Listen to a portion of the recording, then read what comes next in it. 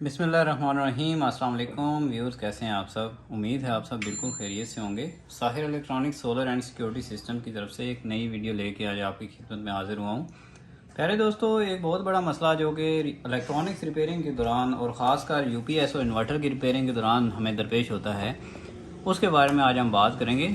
और वो प्रॉब्लम ये है कि जिस तरह ये IGBTs लगे हुए हैं इस इन्वर्टर के अंदर या इसके अंदर FETs लगे हुए हैं, तो इनकी चेकिंग का सबसे बड़ा प्रॉब्लम जो फेस करना पड़ता है मैकेनिक हजरात को, उसमें ये होता है कि सम टाइम जो है ना, वो हमारी कोई एक आध FET जो है वो इनमें से ब्लास्ट हो जाती है, ख़राब हो जाती है। एक सेक्शन जो है वो शॉर्ट दे रहा होता है, या हर सेक्शन में से कोई एक FET ख़राब होती है। लेकिन उसको ट्रेस आउट करने के लिए हमें सारी की सारी FETs को बाहर निकालना पड़ता है। फिर पता चलता है यार ये वाली ख़राब थी, बाकी सारी ठीक थी। सबसे पहली चीज़ जो रिकमेंडेड है ना, वो तो ये है कि जब भी आपके सोलर इन्वर्टर में कोई FETs वगैरह ख़राब हो तो आप कोशिश करें कि सारी की सारी FETs चेंज कर दें। लेकिन सम टाइम इस तरह होता है कि क्लाइंट कहता है यार जो चीज़ ख़राब है आप सिर्फ उसी को चेंज करें, ठीक है, लेकिन ख़र्चे में कंप्रोमाइज़ करें, क्योंकि जो नई FETs हैं, जेन्युइन FETs हैं, उनका आपको पता ही है कि वो बहुत महंगी होती हैं, और अगर सारी चेंज की जाएँ तो फिर ख़र्चा भी ठीक ठाक बन जाता है। तो इस सूरत हाल में अगर आप FETs को बोर्ड के अंदर लगे हुए चेक करना चाहते हैं, तो उसके लिए आपको एक ट्रिक बताने जा रहा हूँ कि अब ये देखें, मैं आपको मल्टीमीटर से साथ चेक करके बताता हूँ। ये हमारे पास मल्टीमीटर है, इसको मैंने बीप पे सेट कर लिया है, कंटिन्यूटी ये बताएगा अब। तो ये देखें जी, पहला सेक्शन हम चेक करते हैं। ये इसको मैंने गेट टू सोर्स चेक किया है, ठीक है। तो गेट टू सोर्स यहाँ पे हमारे पास वैल्यू आई है, उसके बाद आउट ऑफ लिमिट चली गई है। अब दूसरे को हम चेक करते हैं, वो क्योंकि इसी सेम सेक्शन में लगी हुई है तो इसी वजह से वो भी आउट ऑफ लिमिट है। अब दूसरा जो है इससे आगे वाला पेयर, उसमें भी ये आउट ऑफ लिमिट ही इसको हम 60K पे रखते हैं। उसके बाद ये देखें, यहाँ पे 6.67 की वैल्यू आ रही है दूसरे पेयर में, और जो पहले वाला है यहाँ पे ये देखें 2.29 है। तो इसके बाद हम तीसरे को चेक करेंगे, तीसरे में 6.6 है और चौथे में भी 6.6 है। इसका मतलब ये हुआ कि ये जो सेट लगा हुआ है FETs का, 3 FETs ये हैं, 3 FETs ये हैं, 3 ये हैं, ये तीनों के तीनों सेट जो हैं इन पे वैल्यू बराबर आ रही है, और इनमें कोई FET बज़ाहिर हमें ख़राब और फटी हुई भी नज़र नहीं आ रही। तो हम क्या करेंगे कि इसके जो चौथा सेक्शन है जिसमें वैल्यू बराबर नहीं है, ये देखें इसमें वैल्यू डिस्टर्ब है, पहले 2 पॉइंट समथिंग सी, अभी 1.9 आ गई है।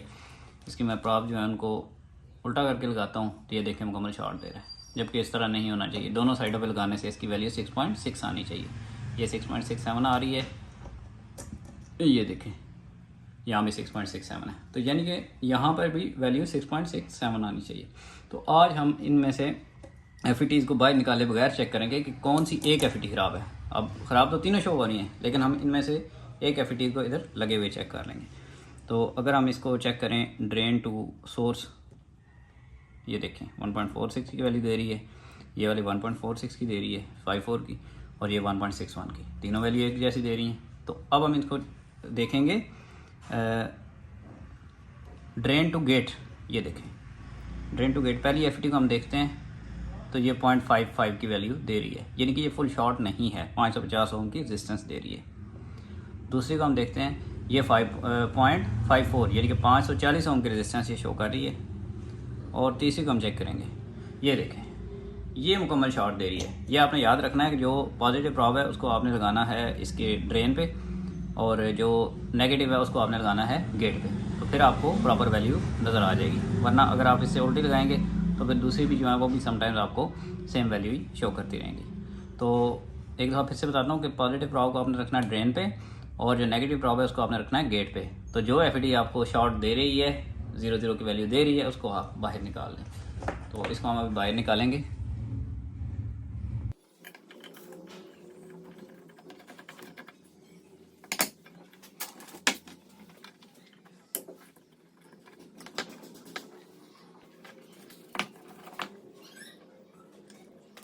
ये इस FET को मैंने ओपन कर लिया है, और अभी इसको मैं बोर्ड में से बाहर निकालूंगा।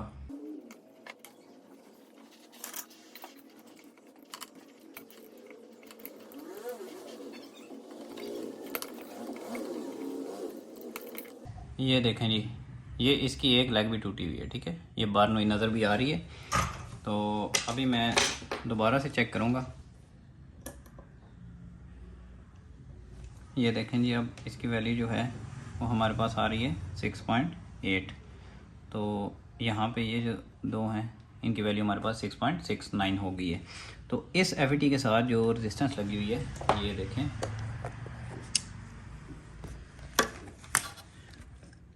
ये वाली रेजिस्टेंस ये भी दरमियान से बर्न हुई नज़र आ रही है, ठीक है। तो ये रेजिस्टेंस भी इसकी ख़राब है, इसको हम चेंज करेंगे। और बाकी जो FETs हैं वो हमें कंफर्म हो गया है कि ये दोनों ठीक हैं, सिर्फ एक ये FET ख़राब है और बाकी जो FETs हैं इसके वो सारे के सारे ठीक हैं।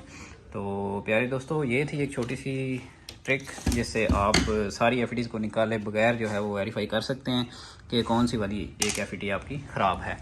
तो ये वैसे रिकमेंडेड मेथड नहीं है, मैंने आपको स्टार्ट में भी बताया था कि जब भी आपका इन्वर्टर ख़राब हो तो आपने इसकी जो FETs हैं, ये वाले बैटरी साइड की FETs और इसके जो IGBTs हैं, वो अगर 2 IGBT आपके ख़राब हैं तो आपने कोशिश करनी है कि सारे चेंज कर दें।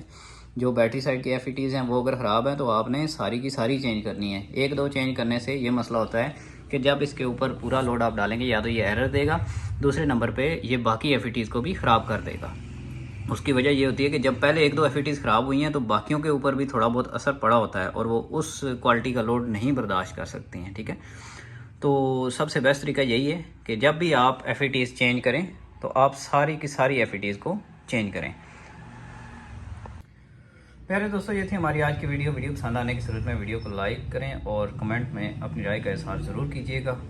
जल्दी हाज़िर होंगे इंशाल्लाह एक नई वीडियो के साथ। तब तक के लिए दुआ में याद रखिएगा। अल्लाह हाफिज़।